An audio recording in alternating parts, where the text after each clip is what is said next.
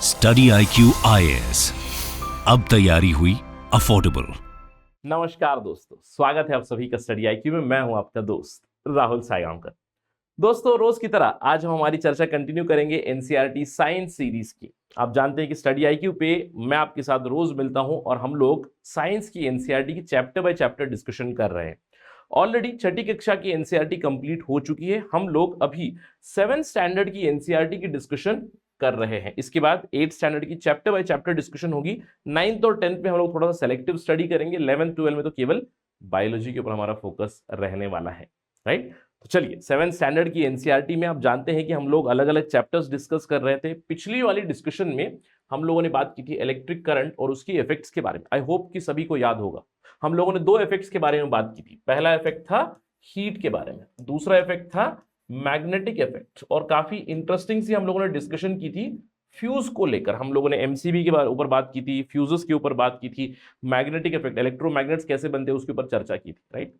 आज हम लोग डिस्कशन कंटिन्यू करते हैं और बात करते हैं लाइट के बारे में, right. Let's talk about light and some important properties of light. ठीक है, चलिए विदाउट एनी डिले डिस्कशन की शुरुआत करते हैं। बट उससे पहले आप सभी के लिए एक नोटिस है, बहुत ही जरूरी नोटिस है, बहुत ही इंपॉर्टेंट नोटिस है।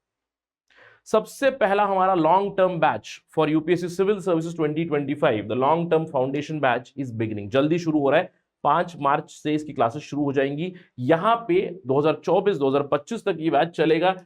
1,500 घंटे की आपकी क्लासेस चलेंगी, लाइव क्लासेस आपके घर पे डिलीवर हो जाएंगी। यानी कि आपको कहीं शिफ्ट होने की जरूरत नहीं, कहीं रिलोकेट होने की जरूरत नहीं है। घर बैठे आप प्रिपरेशन कर सकते हो।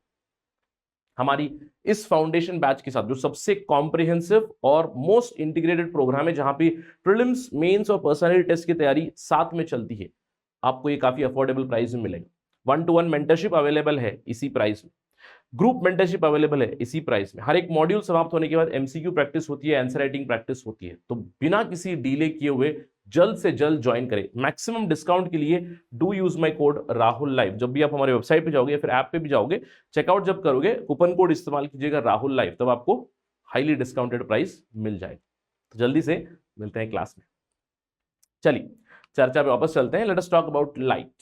लाइट के बारे में बात करते हैं और इसके बारे में हम लोगों ने पहले छठी कक्षा में भी डिस्कशन जरूर की थी, आपको याद होगा, राइट। लाइट के बारे में। अब लाइट है क्या? लाइट वो चीज है जिसकी वजह से हमें चीजें दिखाई देती है, रोशनी। और 6th स्टैंडर्ड की एनसीईआरटी में हम लोगों ने बात की थी लाइट के सोर्स किस तरह के होते हैं। लुमिनस सोर्स, जैसे मैंने आपको बताया था कि सन है, सूरज जो है, सूरज एक लुमिनस सोर्स है। लुमिनस सोर्स मतलब जो अपनी खुद की रोशनी देता है, लुमिनस सोर्सेस। इसलिए मैंने आपको बताया था कि मून, चांद लुमिनस नहीं है। चांद सूरज की रोशनी को केवल रिफ्लेक्ट करता है, तो चांद की खुद की रोशनी नहीं, लेकिन सन का लुमिनस सोर्स है। सन इज लुमिनस सोर्स। इसके अलावा हम लोगों ने बात की थी जिस किसी ऑब्जेक्ट से लाइट पास होती है उसको हम लोग ट्रांसपेरेंट ऑब्जेक्ट कहते हैं। जिस किसी ऑब्जेक्ट से लाइट पास नहीं होती है उसको हम लोग ओपेक ऑब्जेक्ट्स कहते हैं। और ओपेक ऑब्जेक्ट्स परछाइयां बनाते हैं। आई होप कि ये सारी चीजें आपको याद जरूर होंगी। आज उसी डिस्कशन की कंटिन्यूएशन करेंगे, लेकिन उससे पहले थोड़ा सा रिकैप जरूर करते हैं। मैंने आपको बात की थी कुछ प्रॉपर्टीज है लाइट की जो आपको ध्यान रखनी चाहिए। सबसे पहली प्रॉपर्टी है light travels in a straight line, यानी कि लाइट हमेशा एक स्ट्रेट लाइन में ट्रेवल करती है। रेक्टिलिनियर प्रोपगेशन होती है लाइट की। इसके अलावा लाइट की जो स्पीड है वो साउंड की स्पीड से भी बहुत तेज है। इसीलिए जब भी बिजली गरजती है, फिर बिजली गिरती है, आपने देखा होगा पहले बिजली चमकती है, पहले लाइट आपको दिखाई देगी, उसके बहुत देर बाद आपको जोर का साउंड आएगा। क्यों? क्योंकि लाइट जल्दी से ट्रैवल करेगा। लाइट की स्पीड है 3 × 10⁸ मीटर पर सेकेंड। वहीं आपका साउंड का स्पीड है कितना? 331 एनटीवी पे, नॉर्मल टेम्परेचर प्रेशर पे 331 मीटर पर सेकेंड। तो 331 कहाँ है और 3 × 10⁸ कहाँ है, इमेजिन कीजिएगा। इसके अलावा मैंने आपको बताया था कि अगर ओपेक ऑब्जेक्ट्स है वो लाइट को पास होने नहीं देते, तो परछाई बनाते, वो शैडोज बनाते। इसके बारे में हम लोगों ने बात की थी। I hope you remember about umbra, penumbra, antumbra. कुछ वापस क्लिक हुआ, राइट। आई होप कि you are through with all these things. जिस किसी ने भी पुराने वाले 6th स्टैंडर्ड के एनसीईआरटी नहीं देखे तो you can always search this particular ID. आप सर्च कर सकते हो, या तो राहुल सायगांवकर करके सर्च कर लीजिएगा, या फिर राहुल साई 222 करके आप सर्च कर लीजिएगा यूट्यूब पे, या फिर गूगल पे भी आपको इमीडिएटली मिल जाएगा। उस प्लेलिस्ट को देख लीजिएगा, ठीक है। इसके अलावा लाइट एक इलेक्ट्रोमैग्नेटिक वेव है। अगर इलेक्ट्रोमैग्नेटिक वेव है इसका मतलब है लाइट एक एनर्जी का फॉर्म है। अगर ये एनर्जी का फॉर्म है इसका मतलब है मैं इसको इसके थ्रू इंफॉर्मेशन को भी पास करा सकता हूं। थोड़ी देर में हम लोग इसके ऊपर बात करेंगे। इसके अलावा लाइट का एक डुअल नेचर है। लाइट का डुअल नेचर है। Light behaves as a wave also, light behaves as a particle also. और ध्यान रखना है लाइट ऑल्सो कॉजेस हीट, क्योंकि it's a form of energy, light also causes some heat. ये कभी कभार एस्पिरेंट्स इसको मिस आउट कर जाते हैं, तो इसको भूलना नहीं है। तो थोड़ी सी प्रॉपर्टीज है। तो आज की एनसीईआरटी में हम लोग क्या डिस्कस करने वाले हैं, देखिए सबसे पहली property again, light travels in a straight line always, यानी कि लाइट हैज रेक्टिलिनियर प्रोपगेशन। हम लोगों ने मोशन में बात की थी रेक्टिलिनियर मोशन की। रेक्टिलिनियर मोशन मतलब one that travels in a straight line. तो light has a rectilinear motion, एक स्ट्रेट लाइन में ट्रेवल करती है। इनफैक्ट मुझे एक छोटी सी स्टोरी याद आ रही है। ये जो एक्सपेरिमेंट यहाँ पे ये 6ठी कक्षा में मैंने किया था, राइट, 6th स्टैंडर्ड और 7th स्टैंडर्ड में मैंने किया हुआ था, जहाँ पे एग्जीबिशन चला था ना स्कूल में।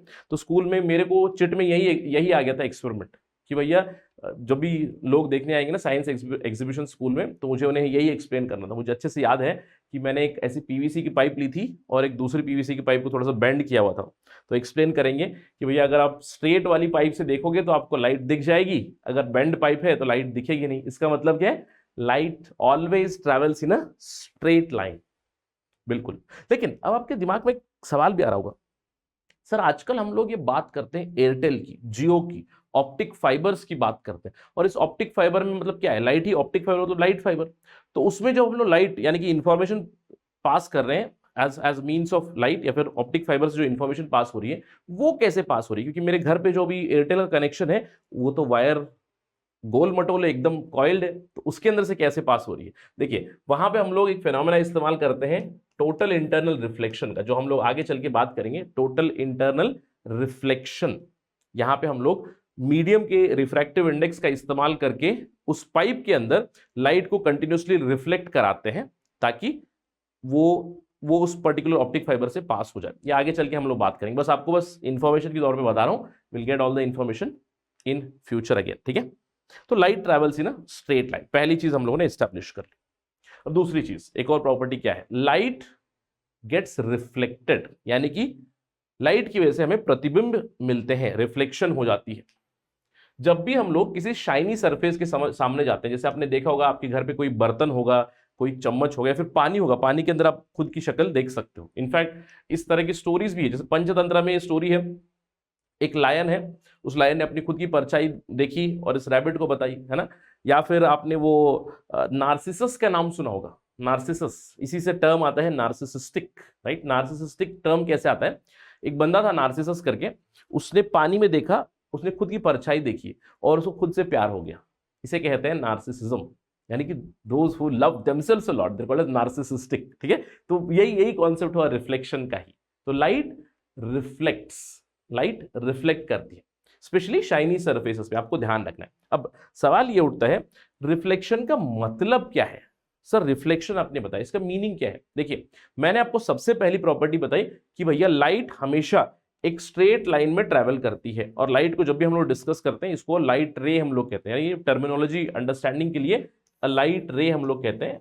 तो एक्सप्लेन, जो लाइट की रे है ये केवल स्ट्रेट लाइन में ट्रैवल करती है, लेकिन जैसे ही ये किसी शाइनी सरफेस को, जहां से रिफ्लेक्शन आ रही है, यानी कि लाइट रिफ्लेक्ट हो रही है, तो वहां पे उसकी डायरेक्शन बदल जाती है। क्यों? क्योंकि ये जो सरफेस है ये लाइट को पास होने नहीं देता है, ये लाइट को पास होने नहीं देता, ये लाइट को इनफैक्ट रिफ्लेक्ट कर देता है, यानी कि लाइट की दिशा बदल देता है। इसको कहते हैं रिफ्लेक्शन। अब रिफ्लेक्शन का मतलब है केवल लाइट की दिशा बदल जाना, ऑलराइट। और आपने ये भी एक्सपेरिमेंट किया होगा या फिर इस तरह की चीजें देखी होंगी कि किसी भी आईने के सामने अगर आप कोई भी चीज, जैसे यहाँ पे कैंडल है, तो इस कैंडल को आप आगे पीछे करो, तो जैसे जैसे आप कैंडल को, यानी कैंडल हो गया object, candle is the object, और आप जानते हो कि कैंडल तो एक ही है, लेकिन आपको परछाई में, यानी कि उसकी मिरर में भी एक कैंडल दिखाई दे रही है। और जब आप इस ऑब्जेक्ट को मूव करोगे आगे पीछे, तो आपने देखा होगा इसकी परछाई भी आगे पीछे मूव होगी। इसका मतलब क्या है, लाइट रिफ्लेक्ट हो रही है, यानी कि लाइट रे अपनी दिशा बदल रही है, ठीक है। So yes, mirror does change the direction of light, इसी का मतलब है रिफ्लेक्शन, इट डज चेंज। अब ये दिशा बदलती कैसे है, क्योंकि जब भी हम लोग रिफ्लेक्शन की बात करते हैं, प्रतिबिंब की बात करते हैं, तो कुछ लॉ फॉलो करता है। बेसिक लॉ है लॉ ऑफ रिफ्लेक्शन। सबसे पहली चीज है कि जो आपकी इंसिडेंट लाइट होगी, यानी कि जो लाइट आपकी सरफेस पे, ये आपकी मिरर है, ये आईना है, इस आईने पे जब भी इंसिडेंट रे आती है तो इस इंसिडेंट रे की दिशा बदल जाती है, राइट, इसकी दिशा बदल जाती है। ऑलराइट, ये आपको ध्यान रखना है। तो इंसिडेंट ये है और रिफ्लेक्टेड रे ये है, और आपको ध्यान रखना है इन दोनों का, अगर जब भी जैसे मैं इन दोनों का एक नॉर्मल लाइन ड्रॉ करूं 90 degrees to the mirror, mirror के 90 डिग्री में मैं एक लाइन ड्रॉ कर दूं, उसको हम लोग कहते हैं normal to the surface of the mirror, normal. और इस नॉर्मल से अगर हम लोग एंगल चेक करेंगे, angle of incidence is always equal to angle of reflection. तो पहला लॉ है कि भैया आपका थीटा, जब हम लोग लिखते हैं theta i, angle of incidence is always equal to angle of reflection, पहला लॉ ऑफ रिफ्लेक्शन है। और दूसरा लॉ ऑफ रिफ्लेक्शन ये है कि आपका इंसिडेंट रे, आपका रिफ्लेक्टेड रे और आपका नॉर्मल, ये तीनों they are always in one plane, they are always in one plane. तो ये है बेसिक लॉस ऑफ रिफ्लेक्शन। आपको ध्यान रखना है, हम लोग सोचते हैं कि केवल मिरर से लाइट रिफ्लेक्ट होती है। देखिए, मिरर से तो लाइट रिफ्लेक्ट होती है, परफेक्ट रिफ्लेक्शन होती है। इसके अलावा आपने बहुत बार देखा होगा डिफ्यूज रिफ्लेक्शन या फिर इरेगुलर सर्फेसेस रिफ्लेक्शन। जैसे फॉर एग्जांपल आपको पता है कि अब मुझ पे भी जब रोशनी गिरेगी तो मैं भी कुछ लाइट अब्सॉर्ब करूंगा या फिर कुछ लाइट रिफ्लेक्ट करेंगे, कुछ लाइट को मैं पास होने नहीं दूंगा, ये आपको पता है। तो मुझसे भी कुछ रिफ्लेक्शन होगी, तो जब मुझसे भी रिफ्लेक्शन होगी तब भी यही लॉस ऑफ रिफ्लेक्शन फॉलो होते हैं। आपको ये नोट करना है कि always remember laws of reflection apply for regular surfaces, यानी कि smooth shiny surface of course, लेकिन they also apply to the irregular surfaces. ये कभी नहीं भूलना है, क्योंकि ये हमारा एक मिसकॉन्सेप्शन होता है कि शायद यार यहां से होता नहीं है, इरेगुलर सर्फेसेस से लॉ ऑफ रिफ्लेक्शन यानी कि theta is equal to theta apply नहीं होता। हर जगह होता है, एवरीवेयर इट फॉलोज, हर जगह ये फॉलो होता है। इनफैक्ट ये भी नोट करना है, केवल लाइट नहीं, साउंड भी यही फॉलो करता है। जब मैं बात करता हूं ना साउंड, तो साउंड वेव भी जब रिफ्लेक्ट होती है ना तो इसको फॉलो करती है। Theta is equal to theta, मतलब angle of incidence is equal to angle of reflection. ठीक है, तो ये है रिफ्लेक्शन। अब सवाल उठता है, रिफ्लेक्शन जब भी मैं बात करता हूं, जैसे प्लेन मिरर है, रिफ्लेक्शन की हम लोग बात करेंगे, सबसे पहले प्लेन मिरर के ऊपर चर्चा करेंगे, उसके बाद हम लोग थोड़ा सा स्फेरिकल मिरर्स के ऊपर जाएंगे। तो यहाँ पे काफी इंटरेस्टिंग से डिस्कशन होने वाली है about mirrors, about lenses also. तो सबसे पहले मिरर्स के बारे में बात करेंगे। जैसे कि मैंने आपको बताया कि प्लेन मिरर है। अब यहाँ पे एक कैंडल है, ये कैंडल है, इस कैंडल की जो इमेज बन रही है, आप यहाँ पे देख सकते हो, ये जो कैंडल की इमेज बन रही है, इसकी इमेज आपके मिरर में बनी है। तो ये प्लेन मिरर है जो हम लोग हमेशा परछाई में देखते हैं। ठीक है, अब सवाल ये है कि सर ये जो इमेज बनी है, ये इमेज रियल है क्या? देखिए, ये image of course it's a virtual image, और ये वर्चुअल इमेज कहां बनेगी? मिरर के अंदर, यानी कि जहां पे मैं खड़ा हूं, अगर मैं यहां पे खड़ा हूं, समझिए मैं यहां पे खड़ा हूं, मिरर यहां पे है, तो हम दोनों के बीच में जितना डिस्टेंस है, उसी डिस्टेंस, उतने ही डिस्टेंस पीछे मिरर के अंदर वो इमेज बन जाती है because of reflection of light. इसीलिए आपने देखा होगा जब भी आप डॉक्टर के पास जाते हो ना, वो डॉक्टर के पास आई टेस्टिंग कभी करवाई है तो डॉक्टर क्या चेक करते हैं? 6x6 यानी कि 6 मीटर, यहां से 6 मीटर तक, 6 मीटर्स आपकी विजन कितनी है, राइट? 6x6 विजन हम लोग कहते हैं ना। तो कैसे चेक करते हैं कि भैया छोटा सा तो उनका क्लिनिक है, लेकिन उस क्लिनिक में आपने देखा होगा जहां पे आप खड़े हो उसके आगे रिफ्लेक्शन होगी, रिफ्लेक्शन से आपकी पीछे में जो अल्फाबेट्स रहेंगे वो रहेंगे। इसका मतलब क्या है? This distance and that distance, complete distance, 6x6 हम लोग जो कहते हैं। तो छोटे छोटे क्लिनिक में भी आपने देखा होगा आई टेस्टिंग वगैरह होती है। क्यों? इसी फेनोमेना की वजह से। और आप जब भी देखो कि ऑब्जेक्ट जैसे जैसे आप मूव करोगे वैसे आपकी इमेज भी मूव हो जाएगी। आप ऑब्जेक्ट पीछे ले आओ तो आपकी इमेज भी मिरर के अंदर पीछे जाती हुई जाएगी। क्यों? क्योंकि फेनोमेना कुछ इस तरह का है कि आप यहां पे देखो कि आप ऑब्जेक्ट हो, मिरर यहां पे है, तो जो डिस्टेंस है उसी डिस्टेंस पे मिरर के अंदर आपकी इमेज बन जाती because of reflection of light. अब आपके दिमाग में एक और सवाल भी आ रहा होगा, सर टेक्निकली देखिएगा, अगर मैं सोचूं, आपने पिछले क्लास में मुझे बताया था 6ठी कक्षा में कि कोई अगर ओपेक ऑब्जेक्ट है तो ओपेक ऑब्जेक्ट तो परछाई बनाता है। जैसे फॉर एग्जांपल अगर मैं यहां पे खड़ा हूं तो मुझे तो इस मिरर के अंदर परछाई दिखाई देनी चाहिए, लेकिन मैं खुद क्यों दिखाई दे रहा हूं? राइट। ये आपको ध्यान देना है, क्योंकि ये जो प्लेन मिरर है कंप्लीट लाइट रिफ्लेक्ट कर रहा है, और मेरी आंखों को जो दिख रहा है, मतलब मैंने आपको क्या बताया कि लाइट जब रिफ्लेक्ट हो रही है तो मुझसे भी रिफ्लेक्ट हो रही है। ऑफ कोर्स अगर पीछे से भी लाइट आ रही है तो जो सामने मेरी लाइट है वो मुझसे भी रिफ्लेक्ट होगी, मुझ पे भी जो भी लाइट गिर रही है वो रिफ्लेक्ट हो रही है, और इस मिरर ने तो कंप्लीटली रिफ्लेक्ट करना है, तो इसीलिए ये मेरी खुद की इमेज दिखाता है, शैडो नहीं दिखाता है। राइट, ये आपको ध्यान रखना है, क्योंकि कई बार इस तरह के एस्पिरेंट्स के डाउट आते हैं कि सर शैडो बननी चाहिए, शैडो क्यों नहीं दिखता है? नहीं, शैडो नहीं दिखा क्योंकि मिरर कंप्लीट रिफ्लेक्शन करता है, कंप्लीट लाइट रिफ्लेक्शन करता है, तो मुझसे भी जो रिफ्लेक्शन जा रही है वो भी मुझे दिखाई दे, तो मेरी आंखों पे मेरी खुद की इमेज दिखाई देगी। ठीक है, और आपको ध्यान रखना है, जब भी मैं प्लेन मिरर के सामने खड़ा होता हूं, जब भी मैं प्लेन मिरर के सामने खड़ा होता हूं, एब्सोल्युटली प्लेन मिरर, मेरी इमेज हमेशा एरेक्ट रहनी चाहिए, यानी कि अगर मैं सीधा हूं तो मेरी इमेज भी मुझे सीधा ही दिखाई देगी। इसके अलावा वर्चुअल इमेज बनेगी, वर्चुअल इमेज बनेगी तो आपको पता है कि वो तो रियल चीज नहीं है, वर्चुअल इमेज है। इसके अलावा सेम टू सेम साइज रहेगी, तो प्लेन मिरर में आप जिस तरह से खड़े हो वही इमेज आपको दिखेगी, उसी उसी तरह की आपकी इमेज, सेम साइज दिखेगी, उसी तरह की इमेज दिखेगी, वर्चुअल इमेज होगी। ठीक है, तो remember this about plane mirror. Alright, इसके अलावा प्लेन मिरर में एक चीज बदल जाती है, एक चीज बदल जाती है, वर्चुअल इमेज तो है ही लेकिन एरेक्ट इमेज तो है, यानी कि आप उल्टे नहीं दिखाई दोगे, लेकिन आपकी लेफ्ट राइट चेंज हो जाएगी। ये आपने जरूर देखा होगा, ऑफ कोर्स ये तो हम लोग हमेशा देखते हैं। जैसे आप मिरर के सामने जाओ, जैसे मैंने अपना राइट हैंड उठा दिया तो मिरर में मुझे लग रहा है कि वो मेरा लेफ्ट हैंड है, क्योंकि मेरे लिए मुझे दिख रहा है that looks like left hand, तो आपका राइट लेफ्ट हो जाता है, लेफ्ट राइट हो जाता है। ठीक है, ऑलराइट, इसको ध्यान रखना है। Clear, right. तो प्लेन मिरर की रिफ्लेक्शन काफी सिंपल है। प्लेन मिरर में जब भी इमेज बनती है इट इज एरेक्ट इमेज, यानी कि सीधे एरेक्ट इमेज, इन्वर्टेड नहीं होगी, वर्चुअल इमेज होगी और सेम साइज की इमेज बनेगी, लेकिन आपकी ओरिएंटेशन लेफ्ट राइट शिफ्ट हो जाएगा, लेफ्ट राइट आपको लेफ्ट राइट दिखेगा, राइट आपको लेफ्ट दिखेगा, क्योंकि वो आपकी इमेज है, मिरर इमेज है। ठीक है, अब ये तो हो गई बात प्लेन मिरर की। ठीक है, दूसरी तरह के जो मिरर्स होते हैं जो हम लोग रोजमर्रा की लाइफ में इस्तेमाल करते हैं वो होते हैं स्पेरिकल मिरर्स, जिन्हें हम लोग कहते हैं कॉनकेव या फिर कॉन्वेक्स।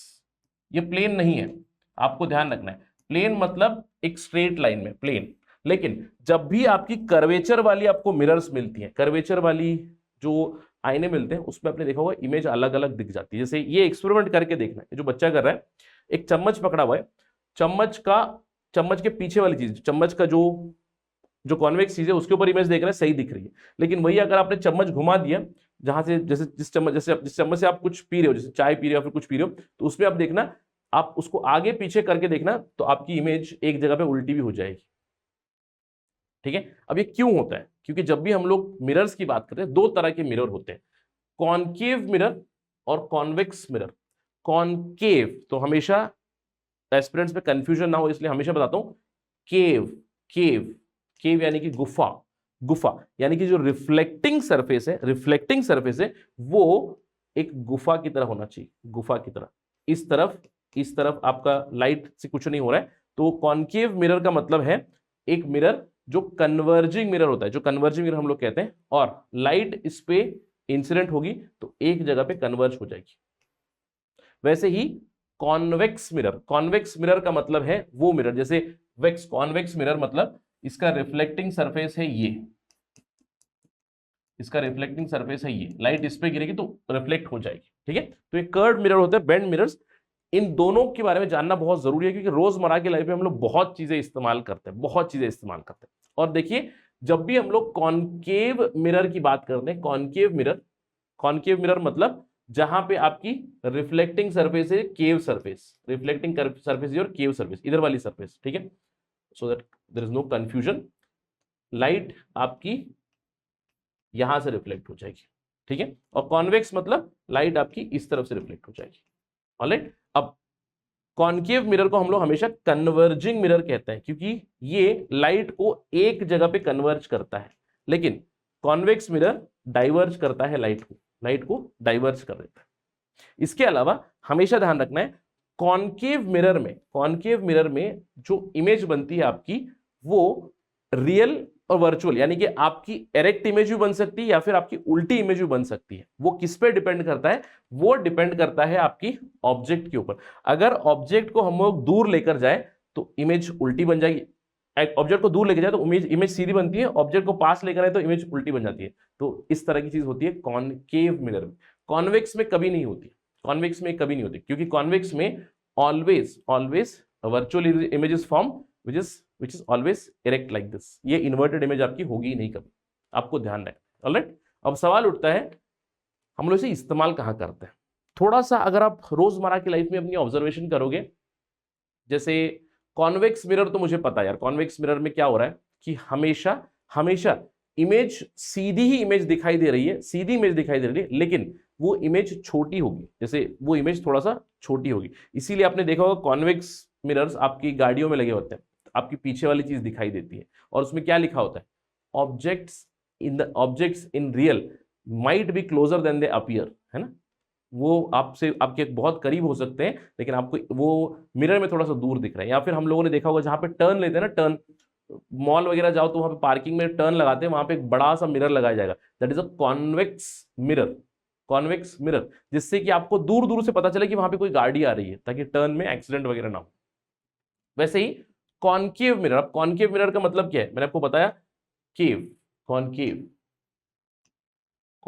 कॉनकेव मतलब जैसे जहां पे आपकी रिफ्लेक्टिंग सरफेस कुछ उस तरह से होनी चाहिए, यानी कि लाइट आपकी फॉल होनी चाहिए और लाइट आपकी रिफ्लेक्शन एक जगह पे फोकस करनी। तो जो भी आपकी फोकस लाइट्स होती हैं, आपने देखा होगा फोकस लाइट देखा होगा, फोकस लाइट्स या फिर आपकी जो हेडलाइट होती है, हेडलाइट्स जो होती है ना, आपने हेडलाइट्स में भी यही देखा होगा, focus lights, headlights, flood lights, इन सभी में आपको कॉनकेव मिरर्स ही मिलेंगे, क्योंकि कॉनकेव कॉन्सेप्ट होता है लाइट को एक जगह पे मुझे फोकस करना है, राइट। इसके अलावा हम लोग इसको इस्तेमाल करते हैं, जैसे डॉक्टर वगैरह इस्तेमाल करते हैं। डॉक्टर के पास जो छोटा सा एक मिरर होता है, आपने देखा होगा, वैसे मुंह में डाल के दांत देखते हैं तो उसमें दांत आपका बड़ा दिख जाता है, राइट। छोटा सा मिरर है लेकिन तब भी आपको वो बड़ा वाला दिख जाएगा, जिससे कि प्रॉब्लम्स ढूंढ निकाल सकते हैं। डेंटिस्ट इस्तेमाल करते हैं, ईएनटी डॉक्टर इस्तेमाल करते हैं, आपकी हेडलाइट्स में इस्तेमाल हो जाती है बहुत जगह पे, ठीक है।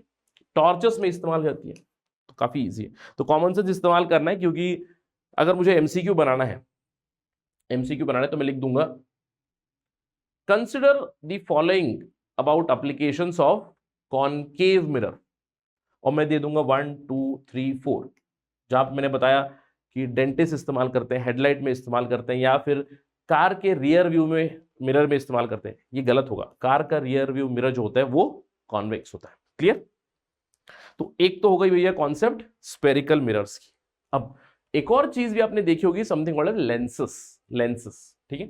अभी तक हम लोगों ने बात की रिफ्लेक्शन के बारे में, लेकिन जब भी हम लोग लेंसेस की बात करते हैं, ध्यान रखना है lenses are connected to a concept called as refraction, जो हम लोग आगे बात करेंगे, रिफ्रैक्शन।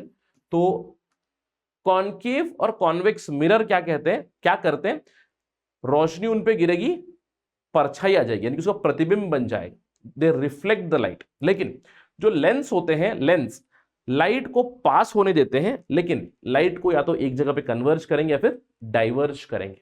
अब लेंसेस में भी दो तरह के लेंस होते हैं, जैसे कॉन्वेक्स लेंस और concave lens, convex lens and concave lens. देखिए, जो हम लोगों ने मिरर का कॉन्सेप्ट बताया था, उसको जब आप उल्टा कर दोगे तो आपको पता चल जाएगा। कॉन्वेक्स लेंस जो है, कॉन्वेक्स, क्योंकि दोनों साइड आपकी कॉन्वेक्स लेंस कुछ इस तरह से कॉन्वेक्स, तो जब लाइट यहां पे इस पे गिरेगी और इसके थ्रू पास हो जाएगी तो लाइट को ये एक जगह फोकस कर देता है। तो convex lens is a converging lens, it is a converging lens, whereas convex mirror is a diverging mirror, है ना, plain and simple। अब कॉनकेव लेंस क्या होगा, कॉनकेव लेंस कुछ इस तरह से होगा, क्योंकि केव मैंने बताया था, केव जहां पे भी आपकी लाइट इंसिडेंट हो रही है, दैट शुड बी इंसिडेंट होना केव, यानी कि गुफा की तरह, ठीक है। तो लाइट इंसिडेंट हुई और ये इसको डाइवर्ज कर दिया, तो हम लोग इसको कहते हैं डाइवर्जिंग लेंस।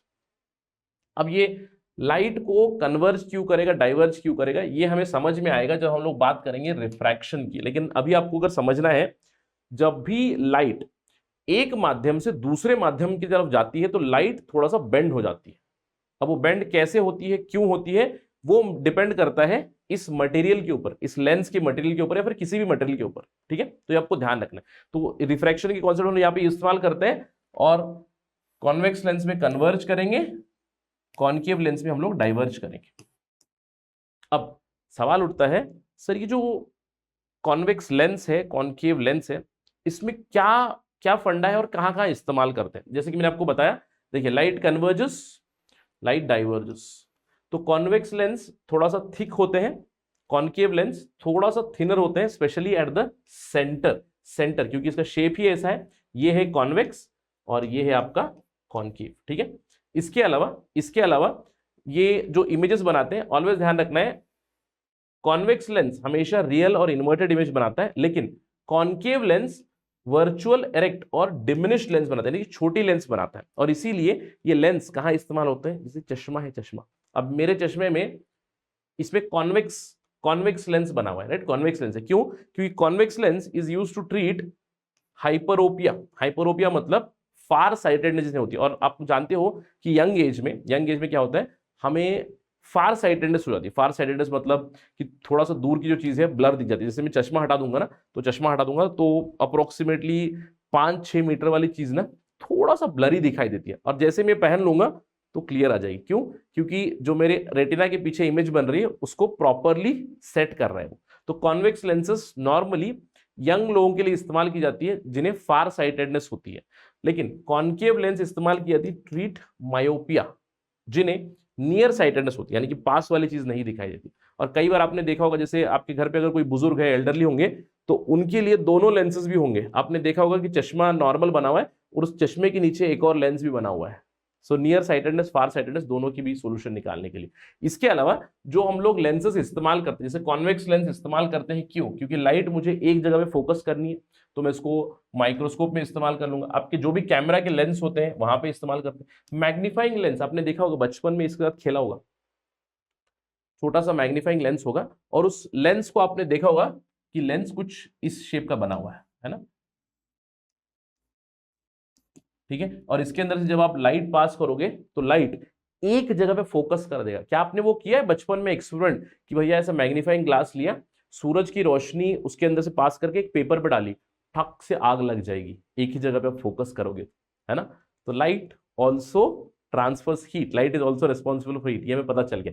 इसके अलावा जो कॉनकेव लेंस होते हैं, कॉनकेव लेंस हम लोग बाइनोकुलर में इस्तेमाल करते हैं, बाइनोकुलर में इस्तेमाल करते हैं, या फिर आपकी टेलीस्कोप में इस्तेमाल करते हैं, आई ग्लासेस में इस्तेमाल करते हैं, फ्लैशलाइट वगैरह में, या फिर आपने कॉनकेव लेंस जैसे आपने वहां पे भी देखा हो, जैसे आपका वो दरवाजे का होल होता है ना, दरवाजा जो पीप होल या की होल जो हम लोग कहते हैं, कि कोई आया है घंटी बजाया है, तो आपने देखा कि ऐसे आपने देखा उसके अंदर से देखा वो इंसान दिख रहा है। और क्या आप उस इंसान की केवल शक्ल देख सकते हो? नहीं, आपको ऑलमोस्ट तो पूरा इंसान दिख जाता है। और आपने देखा कि आप यहाँ खड़े हो, दरवाजे के उस पार वो खड़ा है, लेकिन तब भी आप देख सक रहे हो, पूरा का पूरा इंसान तो नहीं, शायद हाफ, आधा आधा इंसान आप देख पाओगे, हाथ में उसने क्या पकड़ा है एटसेट्रा सभी देख सकते हो, क्योंकि सिक्योरिटी वाली चीज है। वहां पे भी हम लोग कॉनकेव लेंसेज इस्तेमाल करते हैं। तो इन चीजों को ध्यान रखना है कि आपको ऑब्जर्व करना है कि रोजमर्रा की लाइफ में हम लोग किस तरह के लेंसेज इस्तेमाल कर रहे हैं। इन्हीं चीजों पे बेसिक सवाल भी बन जाते हैं, जैसे एमसीक्यू बन गया कि भैया ये चीजें, इनमें कौन सी लेंस इस्तेमाल करता हूँ, या फिर आपको 1 2 3 4 करके दे दीजिएगा कि ये कॉन्वेक्स है कि कॉनकेव है। इस तरह के मिक्स एंड मैच सवाल आपको बन सकते हैं, ठीक है, राइट। नेक्स्ट, ये आखिरी कॉन्सेप्ट है लाइट का, सनलाइट। देखिए जब भी हम लोग लाइट की बात करते हैं, the ultimate source of light for earth is sunlight. Sunlight जब भी आती है हमें सफेद दिखती है, व्हाइट लाइट दिखती है, तो sunlight is also called white light, ये आप जानते हो व्हाइट लाइट। लेकिन सनलाइट केवल व्हाइट लाइट नहीं है, सनलाइट के अंदर कलर्स भी है। और ये फेनोमेना आपने हर बार देखा होगा, जैसे जब भी बारिश हो जाएगी, थोड़ा सा बारिश हो जाएगी, फिर धूप आ जाएगी, तो आपने देखा होगा इंद्रधनुष आ जाता है। और इंद्रधनुष के कितने कलर हैं? 7 रंग हैं इंद्रधनुष के।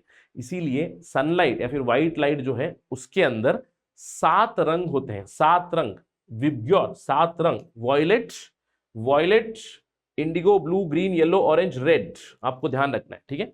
VIBGYOR 7 lights, alright, 7 colours, not 7 light, 7 colours. और ये हम लोग एक्सपेरिमेंट कर सकते हैं प्रिज्म से भी। जब भी आप सफेद लाइट को एक प्रिज्म से भेजो तो आपको विजिबल स्पेक्ट्रम की 7 रंग आपको दिख जाएंगे, जिन्हें हम लोग विबग्योर कहते हैं।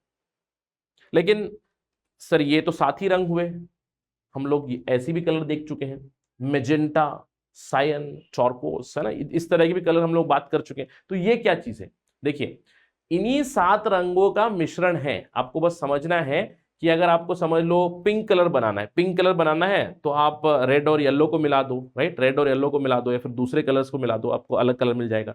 मेजेंटा कलर आपको मिलेगा, सायन कलर, जो भी आपको कलर्स मिलेंगे इन 7 रंगों के मिश्रण है, मिक्स एंड मैच। 7 में से 2 रंग, 3 रंग, 4 रंग मिला के आपको अलग अलग कलर्स बने हुए। तो आपको ध्यान रखना है बेसिक 7 कलर्स है, यही कलर।